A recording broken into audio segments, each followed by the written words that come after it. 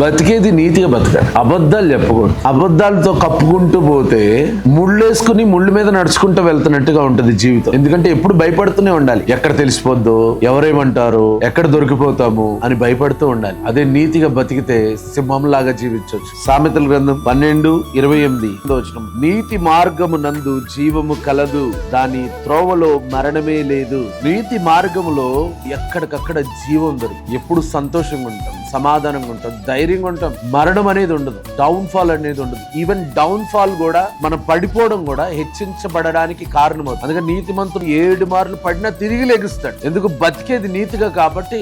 ఈ రోజు పడిపోవచ్చు, ఈ రోజు కూలిపోవచ్చు, కానీ ఎదగక తప్పదు, తిరిగి లెగక తప్పదు. ఎందుకంటే మనలో ఉన్న నీతి మనల్ని తిరిగి లేపుతుంది. అబ్రాహాము దేవుని నమ్మాడు, అది అతనికి నీతిగా ఎంచబడింది. ఆ నీతి వలన రక్షించబడ్డాడు. నోవాహు దేవుని దృష్టిలో నీతిమంతుడిగా ఉన్నాడు. దేవుని దృష్టికి మనం నీతిమంతులుగా జీవిస్తే జీవమే దొరుకుతుంది, మరణం అనేది లేదు, పడిపోవడం అనేది లేదు. ఎందుకంటే దేవుని ప్రేమించే వారికి సమస్తము సమకూడి మేలు కొరకే జరుగును అని దేవుని వాక్యం సెలవిస్తున్నది. కాబట్టి నీతి మార్గంలో నడుస్తూ జీవమును పొందుకుందాం. God bless you.